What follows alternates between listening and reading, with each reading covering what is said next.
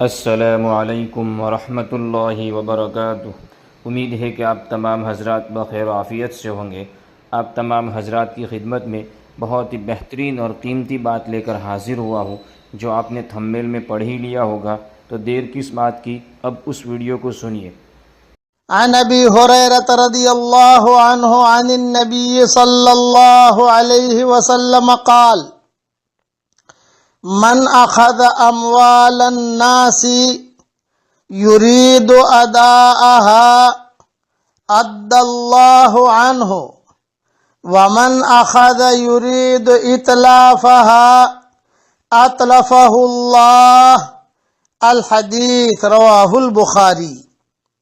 ترجمہ: حضرت ابو ہریرہ رضی اللہ تعالیٰ عنہ سے روایت ہے کہ حضرت محمد صلی اللہ علیہ وسلم نے ارشاد فرمایا: جو شخص لوگوں سے مال ادھار لے اور اس کی نیت ادا کرنے کی ہو تو اللہ تعالیٰ اس کی طرف سے ادا کریں گے، اور جو شخص کسی سے ادھار لے اور اس کا ارادہ ہی ادا نہ کرنے کا ہو، چالاکی سے لیتا ہے پیسہ لوگوں سے اور ارادہ نہیں ہے دینے کا، تو کتنی بڑی وعید ہے، سنیے۔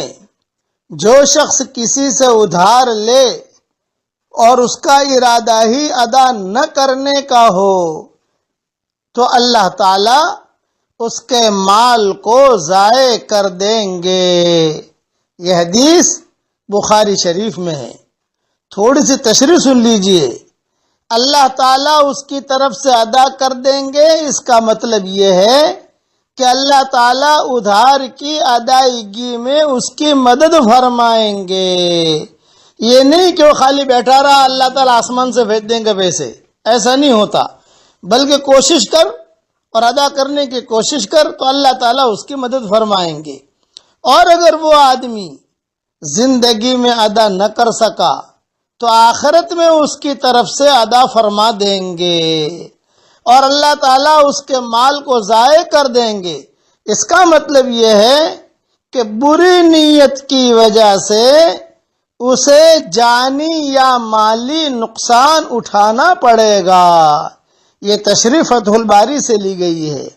اس لیے آج کل جو ہے لوگ ادھار لیتے ہیں، دینے کی نیت نہیں ہوتی، اور اگر جو ہے کوئی بیچارہ مانگنے کے لیے آئے تو ہنس کر کہہ دیتے ہیں کہ قرضاً حسنا، بھئی یہ تو قرض حسنا لیا تھا ہم نے، اس میں کیا مطلب، یہ چیز نہیں ہوتی، یہ ادا کرنے کی چیز ہوتی ہے۔ اس لیے کسی سے قرض مت لو، چونکہ لین دین آدمی کی چلتی رہتی ہے، آدمی لے ادا کرنے کی نیت سے لے تو اللہ تعالیٰ اس کا ضرور انتظام کریں گے۔ اس لیے سارے کے سارے مرد عورتیں اس کا خیال رکھیں اور سودی کاروبار سے بچیں۔ آج کل آدمی مالدار بننے کے لیے قرضدار بنتا ہے، پھر وہ پریشان ہوتا رہتا ہے، اس لیے اس سے احتیاط کریں۔ اب میرے ساتھ پڑھ لیجئے سبحان اللہ۔ حدیث شریف میں آیا ہے کہ آپ نے سبحان اللہ پڑھا، اس کا ثواب احد پہاڑ سے بھی زیادہ ہے۔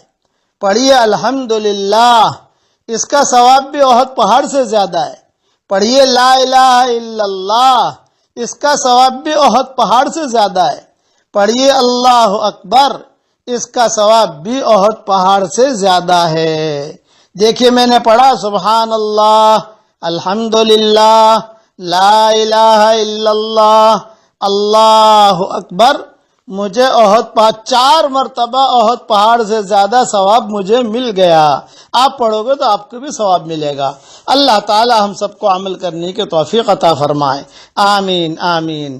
والسلام علیکم ورحمۃ اللہ وبرکاتہ، وآخر دعوانا ان الحمد للہ رب العالمین۔